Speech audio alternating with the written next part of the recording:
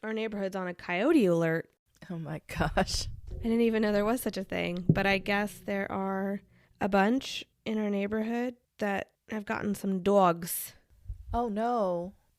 Hello and welcome to episode 126 of Killer Hangover. Yeah, bunch of dead dogs. Hello and welcome. Gosh. What a segue. Oh yeah, there was none. There was none.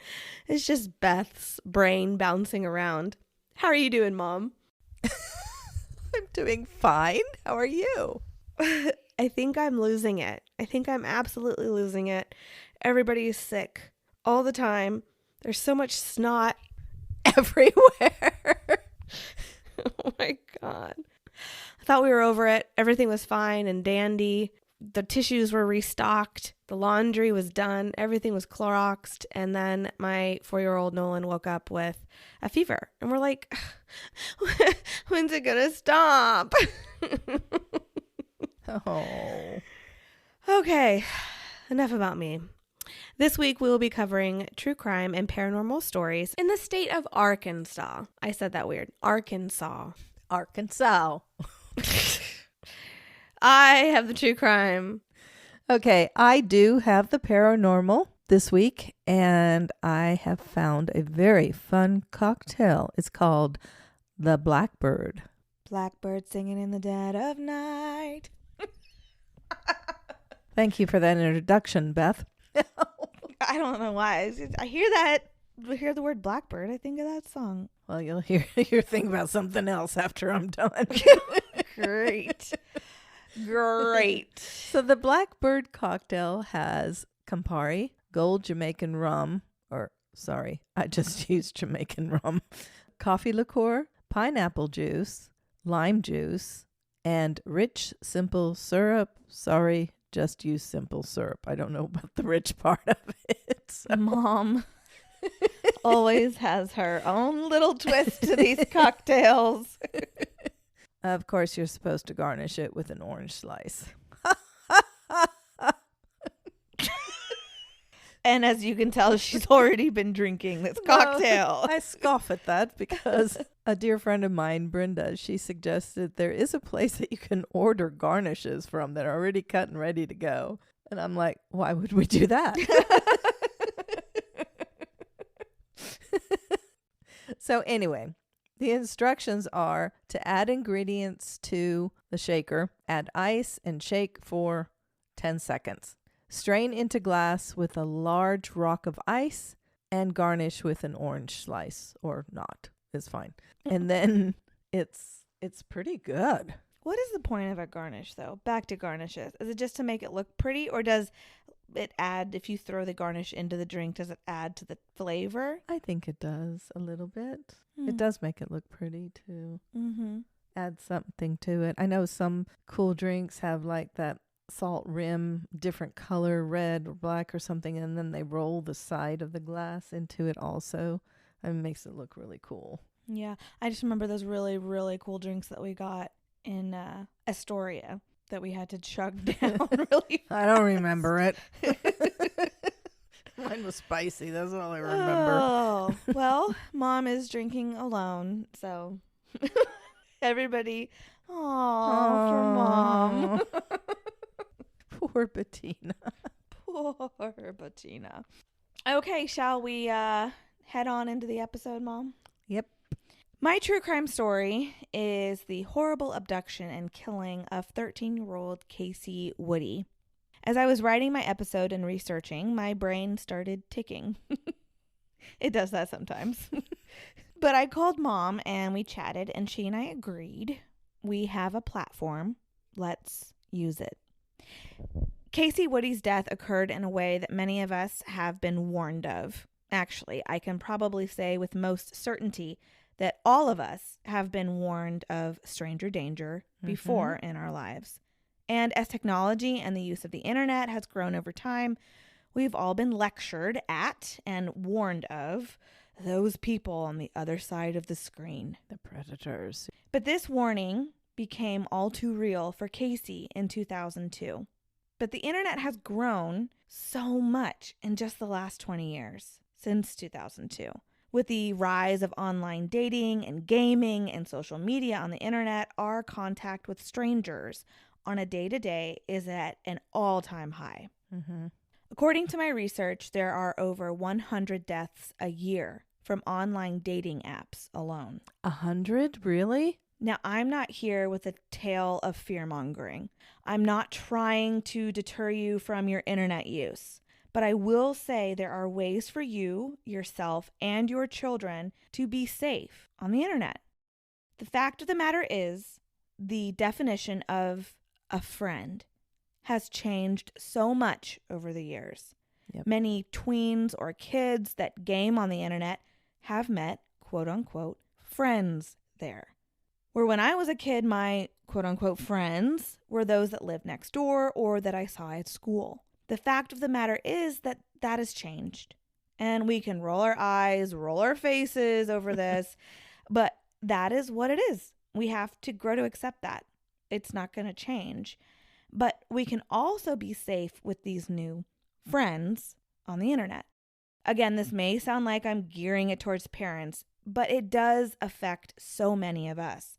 Do you know what your settings are set to on Facebook? Or maybe on Reddit or Instagram? What about Twitter? Is your location turned on Snapchat? I know I myself am not very tech savvy, but my kids have grown up knowing how to use the remote or an iPad since before they could even make full sentences. And that's the norm. They will be on the internet. They will be making friends on the internet. And I do the best I can to understand the slang and the process and hashtags and everything the best I can. And I guess that's my advice to parents. Heck, my advice to anyone with friends or family on the internet. Just try to understand it. I think it's worth the time to just understanding how some of these things work. It's there. It's a thing now. I guess we have to kind of grasp and accept it. Yeah, we do.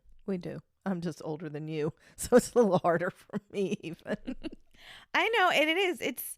I do not know how Twitter works. I tried to set up a killer hangover Twitter, and I mean, I'm in my 30s. I know there's several people in their 30s that know how to use Twitter. I cannot grasp the concept. And she's tried several times. She does not give up, and she's but tried I'm not giving several up. times. I'm still on there trying to Yep. learn how to do everything. You are a sweetheart. Yep. I'm trying. It really scares me to think my children will potentially talk to strangers on the internet. I mean, in some way, shape, or form, they will. Hell, I'm talking to a bunch of strangers right now. No, it's our Killer Hangover podcast family. But the key when it comes to kids is communication. And heck, I think that could apply to friends of friends on dating apps. I mean, talk with them. Learn about these people that they're talking to on these dating apps. Mm-hmm. Have a buddy system when they go out on these dates. I'm not going to be a fear. I'm not trying to scare you guys. I just think it's always better to be safe, to be cautious. As my kids have grown, I've done a lot of research on the subject of protecting them from predators on the internet. One big thing is knowledge of the internet in general. Again, knowing your settings. Setting them to the privacy you wish. Do you really want strangers coming upon photos of your kids at the pumpkin patch or playing in the pool on vacation? By the way, just posting a photo of you all out at dinner or out on vacation while you're at those places can be dangerous if your settings are not on private. Mm-hmm. Or if you are, quote unquote, friends with the wrong person. If they see, oh, the Thompsons are out in Florida this week, that can set up some pretty potentially dangerous situations. I was told in a conference I went to a few months ago about predators on the internet, it's grooming for them. It's starting so easy. Playing some internet game together, chatting about the game and such simplistic things. Maybe over time the topic of football comes up and they start chatting about sports and it's mentioned, I love the Baltimore Ravens. Alex is going to kill me when he hears that, but I'm just using an example. Maybe you chat about that for a while and the person on the other end asks, "Oh, you love the Ravens. So do you live in Baltimore?" Such a simple question. Very relevant to what you're talking about. Such a harmless question. But is it? What if it's followed with, "Oh, you do? I used to live there. What school do you go to? I went to da da da da da." Again, the child, the tween, the teenager feels safe. This person is from here. They know the area. They know a school in the area. This is all harmless, right? Mm-hmm. Teaching your kids young, or for those older that use the dating apps and social media, go with your gut. If that question just seems too personal or you're not quite sure you want to answer, you don't have to. A lot of kids, hell, I hate being rude. You know that chick from high school that messages you on Facebook? You haven't talked to her in forever, but she saw that your kid was homesick from school. So she wants to message you and chat with you about that oil. I use that as an example because I do love essential oils, but you all know what I'm talking about. Although annoying, I hate being rude to that person. I envy the people that can just say what they want, but I hate being rude. This quote unquote friend you've been chatting with online for a while now starts asking these personal questions, and may be hard for you or a child to be rude, but teach your kid to be rude. I know that sounds so silly, but right. And it's not really rude. But they don't necessarily have to be rude. You can be nice and friendly, but teach them boundaries. Right. Teach them to change the subject. Teach them to know not to answer personal questions. But if they're asked a question that they aren't comfortable with, teach them to change the subject. Teach them a response where they return the focus back to the game that they're playing or back to another not so personal topic.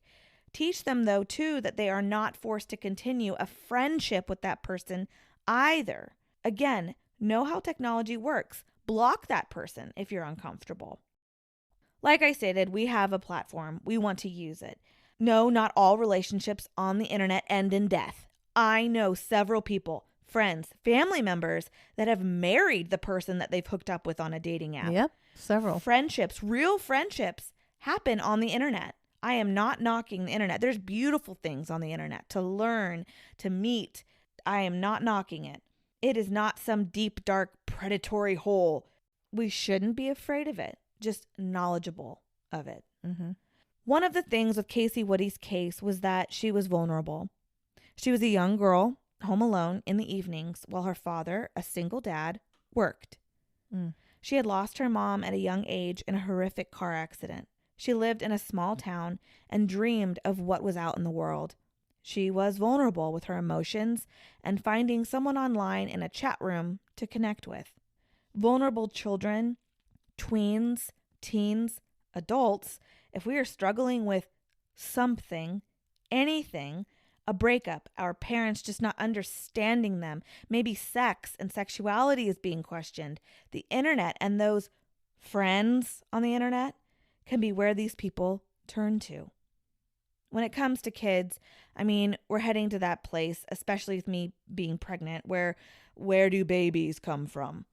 It's uncomfortable. There are many uncomfortable conversations that we have with our kids. I remember my talk with you. It's uncomfortable for everyone involved. I always take them for a walk on the prairie or someplace and talk about it. But you put that discomfort aside and you be there non-judgmentally for your kid, for your friend. Be there.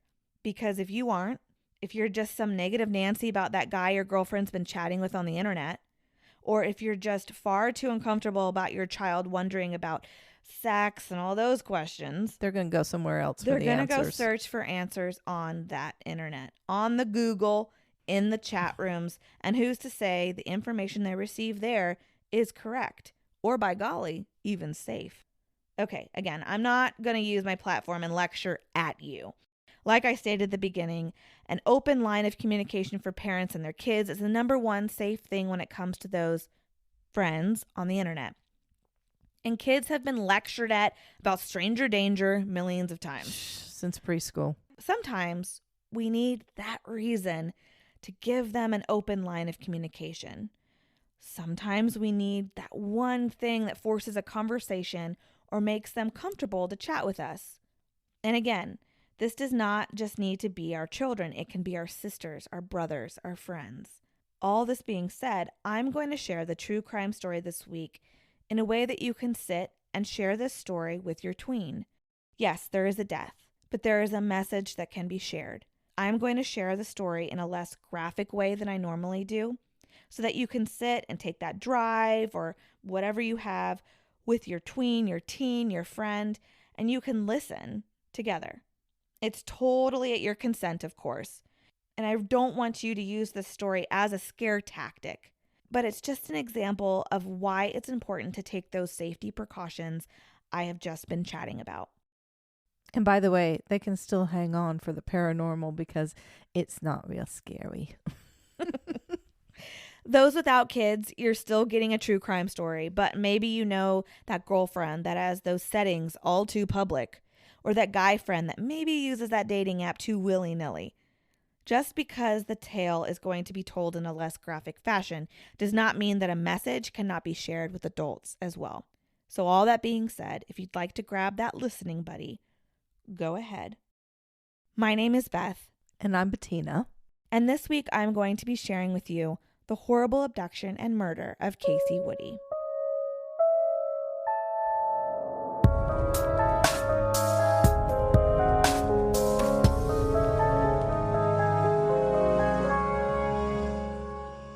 Kacie Woody grew up in a small town, Greenbrier, Arkansas. According to the documentary I watched, Man with a Van, there were 3,000 living in the small community. Wow, that is small. Because of its size, Kacie grew up with everyone knowing her and everyone knowing everything about her. She was a little sister to the football star of the town. Her father was a well-liked police officer, and her mother had died in a tragic car accident. Driving home one day, a horse had bolted out into the road and crashed through the vehicle's windshield. Oh, geez. Killing Kacie's mother. And Kacie was very little, and she was in the back seat, and she witnessed it all. Holy smokes. And everyone in town knew about this. She was that girl. Besides that, Kacie as a person was bubbly. She was fun. She was described by her closest friends as friendly and never shy. She was also very musically inclined and was a very good singer. Being in the choir was a big part of her life. But she was still that little sister of the football star, and still the police officer's daughter, and still the little girl that witnessed her mom's tragic death. She had just turned 13, and she and her friends were starting to get into makeup and boys. That being said, they had grown up with all the boys in their class since they were little, and they were a little less appealing. Actually, a lot less appealing than the boys Kacie, Sam, and Jessica started chatting with online in the chat rooms. Oh gosh, so this happened in 2002. Kacie was exactly my age. Okay, so if you're around my age, I am, how old am I? 33. Close your eyes, all of those listeners around that same age. Can you hear it? Can you hear that dial-up sound? And then that ding of your AIM going off? Oh, can you feel the butterflies of how excited you were to sign on and see that crush's name, that they were online too? Oh, and then that infamous question that would pop up in the chat window in a chat room. ASL. You know what I'm talking about. Mom doesn't. Age, sex, location. The fact was, Kacie was a good student. She would come home from school, do her homework, practice her saxophone, and then she would head to the internet. Like I said, she had an older brother, and then they also had another boy named Eric living with them. He was a friend of her brother's. He had been living with them for a few years, and they were busy with their older teenager lives. Of course. Busy with football, and Rick, Kacie's dad, he worked nights. So after she did all of her responsibilities, she sat at her computer, waited for that dial-up, and joined the chat room. She chose a Yahoo Christian chat room. She felt that was a safer place. She signed in under her model behavior screen name. It was her favorite Disney movie, Model Behavior. I don't know if you remember it. I do. Again, this is just a total walk up memory lane for me. Walk down memory lane. Walk up memory lane. Walk down. We're walking You're memory walking lane. Down memory lane. Everything just seems uphill recently for me. So unless there's super good memories, then I guess you go up. I don't know. Oh, okay. So she would chat with kids her age from all over the United States, and she could just be Kacie, not that girl with the football star brother or that girl who lost her mom tragically. Nobody felt sorry for her. She was Kacie. She wasn't on there pretending to be somebody she wasn't, but she could just be Kacie. The bubbly, outgoing girl that she was. Exactly. And like I said, she was able to talk to people outside of her little town. People like Dave. Jazzman was his username. A 17-year-old cute beach boy from California. She met him in the Christian youth chat room. He had long, sandy, wavy hair and used surfer terms like groovy and far out. Those are the words I use. Please don't ever use those terms. I use groovy. I know you do. He was totally different than the boys she grew up with and that she saw every day. Kacie talked to Dave regularly.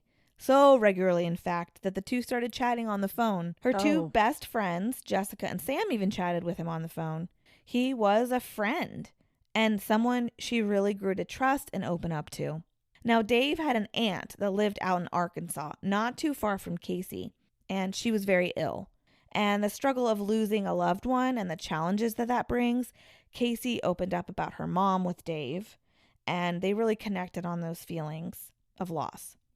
Dave wasn't the only relationship Kacie started in the chat room. Kacie also met Scott, a very friendly, sweet boy closer to her age of 13 in Georgia, a sweet Southern boy.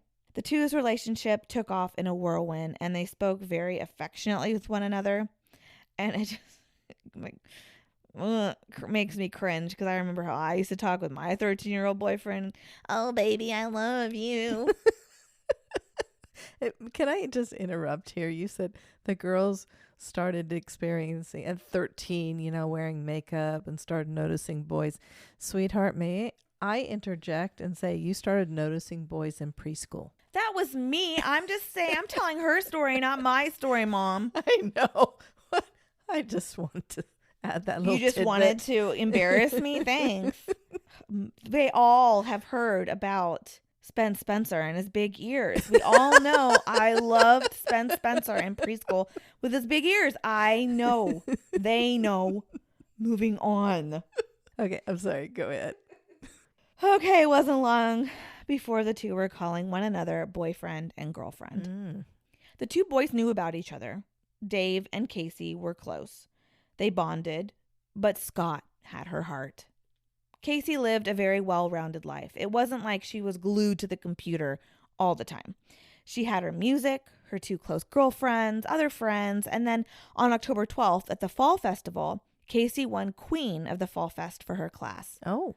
She looked gorgeous that night, all dolled up in makeup, and she had her hair all beautiful. She and her friends celebrated her win. It was in the evening times or on the weekends when she would log in and chat with her boyfriend, Scott, and her friend, Dave. One weekend, she had her friend Jessica over for a sleepover. The two girls were on the phone with Dave, trying to console him. His aunt's health was getting worse, and he was trying to find a way to get to Arkansas to see her before she died. While the girls were on the phone, they heard footsteps and what sounded like floorboards creaking in the kitchen down the hall. The girls grew a little concerned. No one was supposed to be home. Kacie's brother was out, and her father was working. Who was in their house? The girls panicked and pushed a shrunk in front of the door and stayed on the phone with Dave. He calmed them down over the phone, and they sat there quietly listening for more steps. When they heard nothing, they slowly creeped out to find no one was there, and nothing was out of place. Although the girls and Dave on the phone had a little giggle over the fright, something didn't seem to sit right with Kacie. A few weeks later, Kacie asked her friend Sam if she could stay the night at her house. But it was in the middle of the week, and I guess their buses had a really strict, and I remember my bus in high school had a strict, like you need a signature. If you're riding on another bus going to another kid's house, you needed a signature from a parent. Yep. And their bus was really strict about that. So Sam was like, no, I'm sorry, you can't spend the night. And then she asked Jessica, can I spend the night with you? And Jessica's like, my mom would never go for that. Like, it's in the middle of the week. Right. And it seemed to both Sam and Jessica that Kacie just didn't really want to be alone home that night. But alone she was. That night, December 3rd, Kacie was left home alone. Her brother was studying out at the library. His friend Eric wasn't home. And her dad was out on patrol. She was alone. And she took some time to log into AIM and chat with her boyfriend, Scott. The two chatted about their day, and Kacie seemed really giddy with Scott. There was a chance for snow. She was so excited. It doesn't normally snow in Arkansas, and there was a chance. And then, around 9:41, Kacie stopped responding to Scott. Oh. Later that evening, when Kacie's brother returned home from the library, Kacie was nowhere to be seen. He quickly called his father. The two were very concerned. Her brother saw that the computer was on and there were some chats open on the screen. One was Scott. He read through their conversation and saw the abrupt stop in the conversation. He messaged Scott. Scott was just as concerned about the situation as her brother was. What happened to Kacie? It wasn't long before Rick arrived home, calling Samantha's family home late in the evening. No one knew where Kacie was.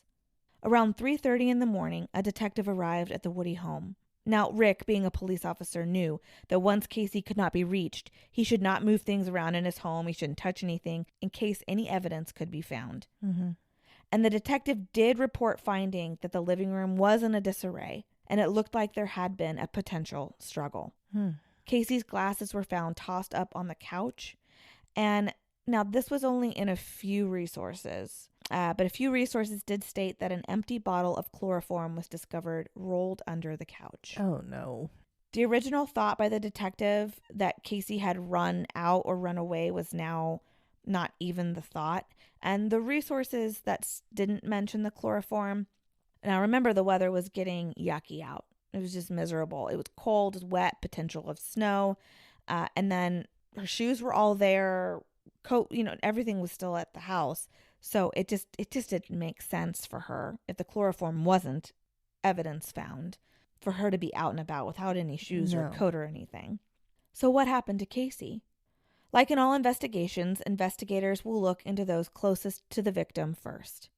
They looked into her father, her brother, and the young man Eric who lived with the family. The following day, they then had her two best friends, Sam and Jessica, come into the station for some questions. They asked things like, did she have any enemies? Was she scared of anyone? Was she struggling with anyone or anything? Can you imagine being a young teen being questioned about your missing friend? Mm-mm. I mean, just no, terrifying. Not at 13, my goodness. Now, I don't know if it was brought up because of a question the police asked, but the topic of the internet chat rooms was brought up. I don't think the police thought really anything of it, but somehow it got brought up. And they knew that she had been chatting with Scott. So they had looked into him and their past conversations, and they asked the girls about Scott. And then the girls brought up Dave. The girls shared what they knew about the two boys in general, and the police grew very interested in Dave and the ties that he mentioned to having in Arkansas, that he had a sick aunt out there. Mm-hmm. Things just seemed off, almost too coincidental. The girls shared the name Dave Fagan, but that's all you got. If you think about this, for the investigators, a name that we can assume is a false name. Mm-hmm. He lived in California, but did he? Yeah. This is where you get kind of scared with that internet stuff. You don't know if that's all true. The fact is that he could be anyone. They chatted online on a daily basis. But who was Dave really? Investigators checked local hotels for the name Dave, or someone who had checked in from California. They found a local motel with a car parked there registered in California. Oh. They were under the name David Fuller. Oh my gosh. That's close to Dave. But what really tied this guy to the case was the phone number that this David booked the room under matched the phone number that was calling the Woody house over the last few months. Oh. The motel room was entered. They found his laptop with proof that he had been planning this trip, this attack, this abduction for a long time now. Really? He had nurtured Kacie. He had her open up to him, had groomed her to trust him. Over the long time the two had chatted, she had shared so much with him, and he was learning things. Not just her likes and dislikes and that she was struggling with her mom's death or that she didn't like to be alone at night, but her schedule, the fact that she was home alone at night. He started to plan this attack the moment the two started chatting. Oh, jeez. David was nowhere near 17 like he claimed. He was 47. He had conned all of them. Police had to find David. A team got the room next door to stake out the motel. Investigators discovered that a rental company had delivered a van to David. Oh, no. They also dug into his credit card records and found that he had rented a storage unit nearby as well. The SWAT team headed to the storage unit. When they arrived, they found the unit was unlocked and the door was slightly opened. And inside the unit, they heard a running motor. Before officers could open the door to get inside, a gunshot rang out from inside the unit. For 3 hours, SWAT stood outside the unit, calling for David to come out with his hands up. But after no movement, they went in to discover both David and Kacie, both deceased. The shot officers had heard was a self-inflicted gunshot. Kacie was found in the back of the van. Kacie's abduction and death changed the small community. This was a pedophile, a scary man in California, and he found a young girl in rural America. It was proof that anyone can fall victim. Police discovered maps of the area drawn by David. They actually believed that he was at the crowning at the fall festival when she was crowned queen. Oh my gosh. And they are suspicious of the floorboards and footsteps she heard in her house that day. Mm-hmm. They're pretty sure this was his second attempt, his second time there. But she was there with a friend, and so he didn't do anything the first time. He had photos of Sam and Jessica. He knew their names, their addresses, their phone numbers. He conned all of them. Ugh. He was not only chatting with Kacie, he was talking to many other young girls across the country. Oh my gosh. Kacie's life was lost, but others were saved in this discovery. Sharing her story is important. Sam and Jessica, Kacie's best friends, went around to local high schools sharing Kacie's story for years. Everyone can be vulnerable. Everyone needs a listening ear for their problems or a bad day. Everyone needs someone to bond or connect with. It's a human necessity. It's a human need. And there's nothing wrong with finding that person on the internet. Nowadays, we find and date strangers from apps and such on the internet. It's a common thing to chat with strangers on the internet, to make friends on the internet. But we need to be safe. We need to have caution. We need to be careful. I can't and I don't want to sound like I'm victim blaming with that statement. I was just like Kacie. I chatted with so many strangers on the internet, in chat rooms. You never think it can be you. You never think it will happen to you. But the fact is, it can.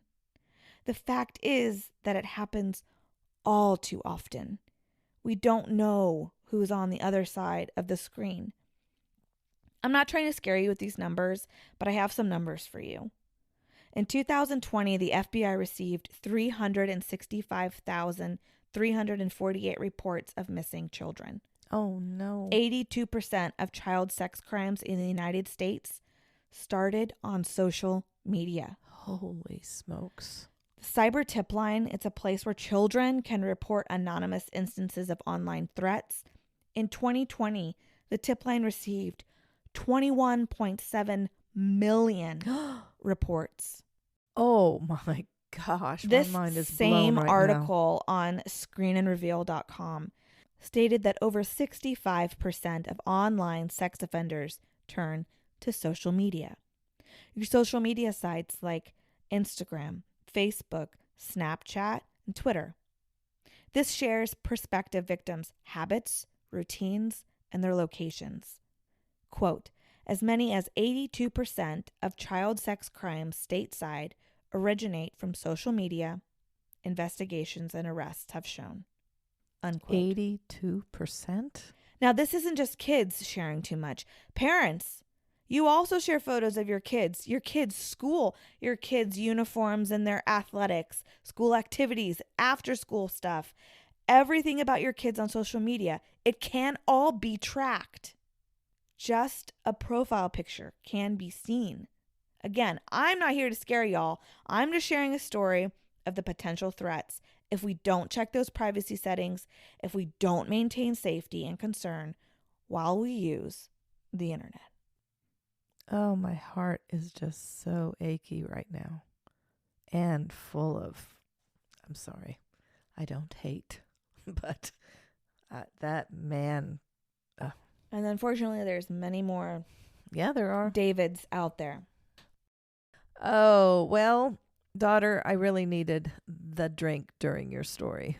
Yeah, and again, I'm not trying to scare everybody. I just think people need to be aware of the potentials. And again, I need to end this on a brighter note, too. The internet is not some scary deep hole of just darkness. There's plenty of good things on the internet. Great things on the internet. Oh, yeah, definitely. And it's fun. Facebook is fun because people that I knew in high school would all of a sudden out of the blue contact me. Facebook can be fun. Oh, birthdays. I love my birthday on Facebook, as you hear from so many different people and then just wishing you a happy birthday. It just makes me so happy. I love watching my old girlfriends from high school, watching their kids grow up and the pictures that they post. Yep. I mean, I enjoy all of that. I enjoy connecting with people on the internet. But honestly, had you not pointed out my privacy settings initially were open, I didn't even think about that. That's the other just thing. Being knowledgeable of the internet. I mean, just help each other out too. Yeah. Like you said. All right, I'm going to totally change things. Okay, please. But this is a fun paranormal, okay? When Beth and I talked about this, we both decided that I wouldn't do something scary. I would do something fun just in case there were some tweens listening. No, it's still scary a little bit. But Oh my. Are we going to be taught something today, Mom? Oh, it's just fun. Hang with me. Okay. Oh, no. 31 miles south of Branson in Boone County is a small village called Self, S-E-L-F. Now, I was just around that area, and dang, I wish I would have known about it before then, because I looked at a map, and we were maybe a half hour from Self. Dang it. Right outside of Self is the Devil's Hole Cave. Devil's Hole, well, this Devil's Hole, as I found out there are The many. devil has many holes? There are many around the world. Oh, no. But this one in Arkansas is an unexplored cavern where strange things have happened. A long time ago, in the 1900s, the owner of the land stumbled upon the cave. Well, of course he had to check it out, right? He climbed down a rope about 200 feet to a ledge. Looking around in the very dim light, he found that if he wanted to investigate further, he would have to crawl through a narrow shaft. I think we've talked about this before. Beth and I probably would not even have gone down into a dark cave. Nope. But anyway, this guy was a lot more courageous. While debating with himself if he should go or not go, his decision... You never not go. You always not go. You never If you not have go. a debate, if you have a debate to go or not go, you don't go. Yeah, that not go might be a If little you're indicator. invited out to socialize, you're like, just don't go. Well, Says the homebody. he didn't have to make the decision. Someone made it, or something made it for him. Coming from somewhere in the dark recesses of the cave was a loud, frightening, hissing sound. So you don't go. My mind, of course, goes directly to... Snakes. Right. I thought maybe it was like a bundle. I guess I don't know what you call them, but a Mom, nest. stop. And the toes are curled. Snakes. But the hissing is described as something a very large lizard would do. Lizards hiss? I didn't know that either. I guess they must hiss. Wow, you are teaching us something. The man got the heck out of there as fast as he could. A short time later, the man and several of his friends, who, of course, he told the story to, they got together and they tied a flat iron to rope and sent it down the cave. Now, of course, my mind goes to, what was the flat iron? Do you know what a flat iron is? Well, I looked it up on the Google. On the internet? See, you learn things on the internet. You do? But I didn't, because the only thing they showed was a flat iron that you use on your hair. Like a straightening iron? That's the only thing they used. I go, I'm pretty sure they didn't. So how did he use the flat iron? He tied it, him and his friends tied it to a rope and put it down into the cave. Why? Until it landed on the ledge.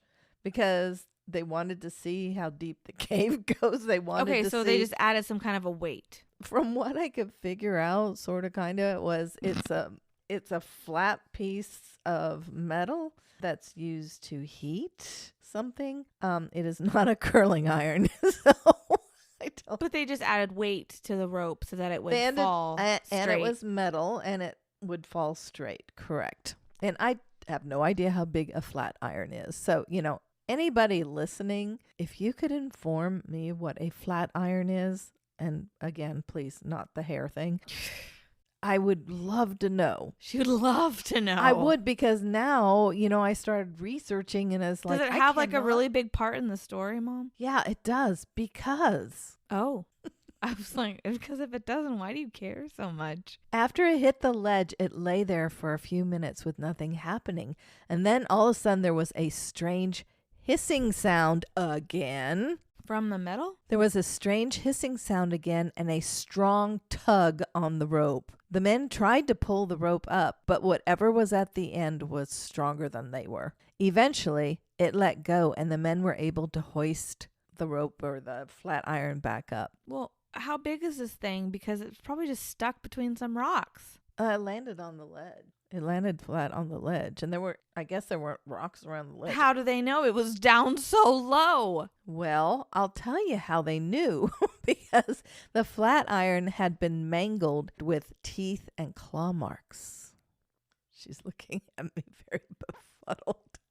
That's why I want to know what a flat iron is. It's just stuck between rocks. With teeth and claw marks? It's just scratch marks.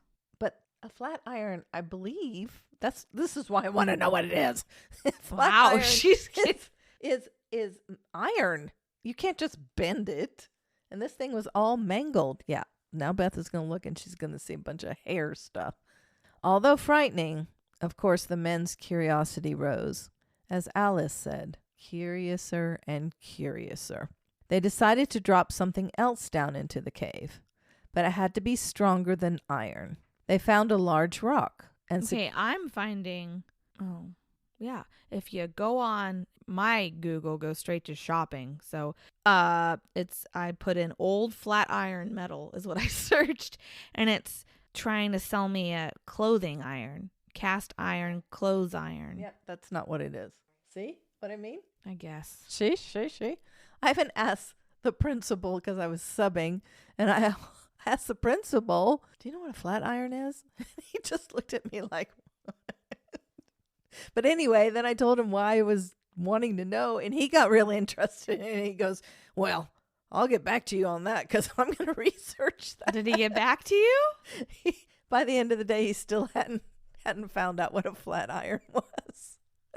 So I have a few people looking for me. Wow. Who will it be? Who will give the response she's looking for? Hey, I'm so going to give a shout out to whoever tells me what a flat iron is. Okay, so they found a large rock and securely tied the rock to the rope and dropped it into the cave. How far are they dropping this down? How big is this cave? Well, he went 200 feet down. Isn't that what I said? I don't remember. Sorry. That's why I asked. I already told you this. Yep, 200 feet down to the ledge. But this is just a ledge. It could go further down. No, the only place you could go after the ledge was through that tight Oh. space. Oh, okay. Supposedly, from what he saw. Okay, so they dropped the rug. That would be stronger. Flying carpet. And shortly after the rock touched the ledge, they felt a strong tug again. The men felt the tug lighten. It didn't take very long. And they pulled the rope up. And that's all they pulled up. There was no rock. Got stuck between rocks again. And then the rock slipped out. I'm solving this case for you. Go on. I think it would have been really hard for the rock to slip out. Because they tied it securely. I mean, they had it fastened. Just saying. It shouldn't surprise you that no one was willing to go into the cave after what happened to the flat iron and the rock. The creature, it seemed, preferred the darkness of the cave, and as long as the humans above ground didn't bother it, the creature didn't seem to bother them. The villagers believed that the creature was some kind of bizarre giant lizard and called it the Gowrow. Supposedly, it was named Gowrow. Gowrow. Gowrow. Supposedly, Like a cat. Supposedly, it was named this because of the sound it made when it hissed. So it is. There's a big cat down there. How do you even hiss that? Gowrow. How do you hiss that, though? You can't. You can't hiss that. hiss a grr sound.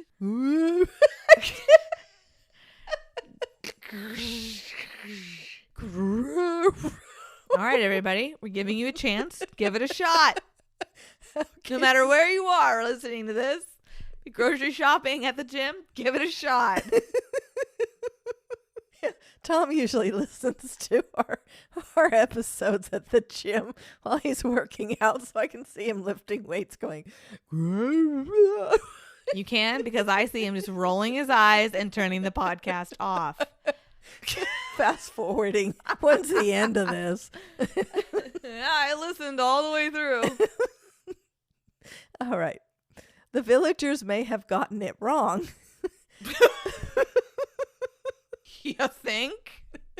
No, but why they got it wrong is because, according to the creaturecodex.tumblr.com website, quote, the creature looks something like a scaled, spiny kangaroo, tall as a cottage. It has a drooping face with long tusks pointing downward, webbed and clawed hands and feet, and a long tail ending in a scythe-like blade. Hold the phone. All we've gotten down there is a flat iron and a rock. How do they know that this is what this thing looks like? Now, that is what a Gowrow is, okay? So these people supposedly got the name from the sound the lizard was making when it hissed, but there is actually a creature called a Gowrow, and I just described it. Now, I don't know how. Kangaroo with tusks? I don't know how that would fit. It's not a lizard. I don't know how that would fit. Does it hiss? Down into the thing. But listen, it goes on. The Gowrow, as a Gowrow, as stated on the website, is a powerful predator of marshes and swamps. Well, that's not in a cave. They are cunning with an animal's intellect. They use their scythe-like tails to cut down trees and dam rivers and streams in order to gather their prey. There are no trees or rivers or streams in this cave. Okay. Now, it beats me how people come up with these descriptions, but I think it would be kind of fun to do. It's sort of like naming crayons and nail polish. What I think you that do would be, is you grab your 6-year-old and you say, create a beast. Create this. I mean, I think it'd be kind of fun to do. Anyway, okay, I digress. But as you can tell, these creatures have nothing to do with the creature living in the Devil's Hole cavern. So what is it? Just to add even more to this story, 303 miles away from Self is Hannibal, Missouri. From there comes the story of a landowner finding and checking out a cave he found on his property. The difference was that this landowner didn't make it back up. When friends finally found him, he was alive, but his hair had turned completely white, and he was wildly insane. Why? No one knows, as the man could no longer speak coherently. Well, how long was he in the cave? I think anybody would go crazy getting stuck in a cave. I think it was just a few days, but it sounds, or maybe just 48 hours. It sounds like he was down there for probably a year. He wasn't down there that long. Okay, I got more for you. I got more. Now, I just want to share because you guys know, y'all know that I love trivia stuff, like weird trivia stuff. So I found some. Oh, boy. In Prescott, Arkansas, a traveling salesman named Mike, yep, that's all we know, Mike, he was embalmed and put on display outside of a funeral home. His corpse... Put on display? His corpse was nicknamed Old Mike. He died in 1911 and was finally buried in 1975. Okay, so hold on. These facts have nothing to do with what you were just sharing with us? No. Okay, because I'm trying to find the connection here. So right now, you've totally moved on from the devil's hole. Yeah, that's what I said. I'm just going to give you some Arkansas trivia. No cave. Was he just like a super salesman or something? Because no, he was a traveling salesman and he died. They embalmed him and put him out in front of the funeral home. You know, they used to do really weird things back in the day. In 1927, there was a really bad flood that totally devastated millions of acres of Arkansas farmland. So the Arkansas legislature responded by making it illegal for the Arkansas River to rise higher than the Main Street Bridge in Little Rock. Are you serious? Yes. So what are you supposed to do if who gets in trouble if it does rise? The river.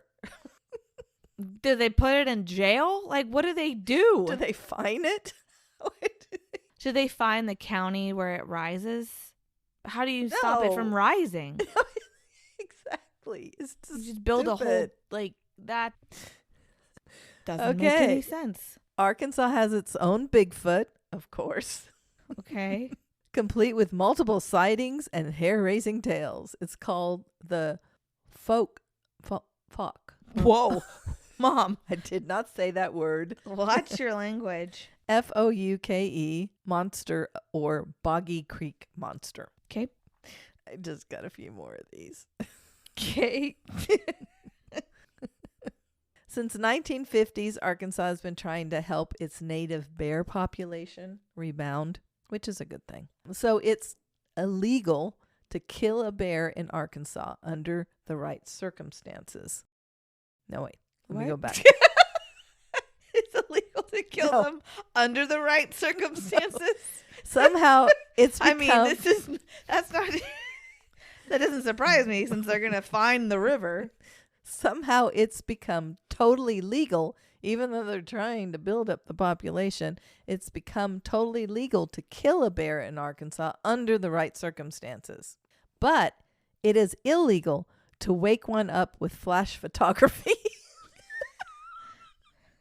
Oh my God, she's cracking herself up. You're laughing over there too. I'm laughing at you.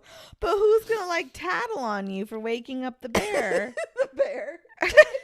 He's going to go the same legislation that the river does. Okay.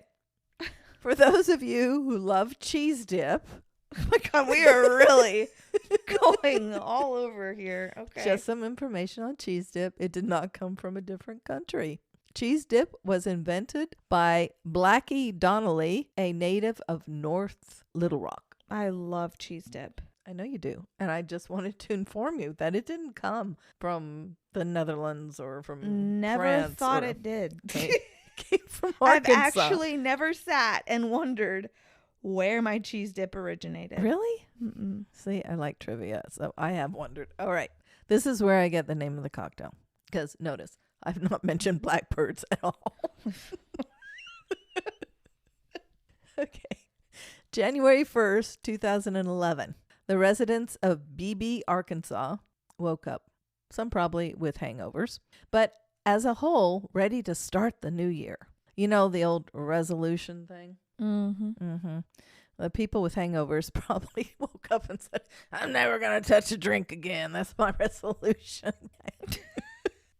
Whatever the case, when they looked outside and ventured out, they found at least 1,000 red-winged blackbird bodies lying in their yards, in the street, and on rooftops. Oh my gosh, it's like the birds. What the heck had happened? Observing from the air, it was estimated that the birds had dropped within a 1 mile section of BB. The Arkansas Game and Fish Commission sent a wildlife officer to the town. He collected 65 of the little bird bodies, which were sent to Arkansas Livestock and Poultry Commission lab for analysis. Autopsies, actually called necropsies, when you autopsy, quote, autopsy an animal, that's what it's called. The necropsies began on the bodies on January 3rd. Strangely enough, this incident is not common, but is also not unheard of, and is often caused by lightning strikes or high altitude hail. How many birds? 1,000. So the necropsies showed trauma and head injuries, which of course could have happened in the air or impact with the ground. But in this case, in the case of the BB birds, there was no lightning on New Year's Eve and no hail. So I'm going to ask you, what is your best guess as to why the birds were startled from their roost? Do you have an answer, or are we all just guessing? I have an answer to this one. The fireworks? Yep. New Year's Eve. Usually people set off fireworks. And it is concluded that the fireworks caused them to die from stress. Oh, that's really sad. Yeah, I'm sorry. That's how you're ending this? No, there's more. Oh, okay. The town was cleaned up by 11 a.m. It's estimated that altogether there were 2,000 birds collected. Oh my gosh, that's a lot. In an unrelated incident on December 30th of the same year, so one day before that, a tugboat operator found a slew of dead fish along the Arkansas River in Franklin County, and that's about 125 miles northwest of Little Rock. It was estimated by officials that around 100,000 drumfish have died along a 20-mile stretch. Now, this was not due to fireworks or anything else. This was due to a disease, I guess, that only the drumfish were able to catch. But 100,000 dead fish washing up on the shore. Cool. Or floating in the river. That river better watch itself. Yeah, and only within a 20-mile stretch. That's really sad. Poor drumfish. Poor drumfish. I don't even know what a drumfish looks like, but there you go. That's all I got for you. That's what you're ending on? Oh my gosh. I probably should have reversed that and put the bears last. I don't even know what to say. Yep. All right. Well, Mom. Yes, daughter. That'll be all. Where can people find us? There's going to be a link in the description of this episode, but you can find us on killerhangoverpodcast.com. We are on the social medias, Facebook, Instagram. If you have any questions about joining Patreon, or if you'd like to join Patreon, the link to that will be in the description of this episode. You can download the Patreon app and just look for Killer Hangover Podcast. Or, like I said, if you want the link, we can email it to you. killerhangoverpodcast@gmail.com. Let Mom know what the heck a flat iron is. And if you have any recommendations or any questions, or if you want questions, like we know the answers, obviously. Or if you I don't even know what a flat iron is. If you'd like us to cover a story, or if you want to just let us know what you think about different stories, your opinions on cases, please don't ever hesitate to reach out to us. Again, that's killerhangoverpodcast@gmail.com. Well, I hope I made you laugh, because Beth's story sure was eye-opening and extremely sad. So I hope I brightened things up a little bit for you. I don't know. I'm curious what a drumfish looks like. I'm about to Google that here in a second. All right, Mom. It was a good one. Cheers. Cheers. Love you, kid.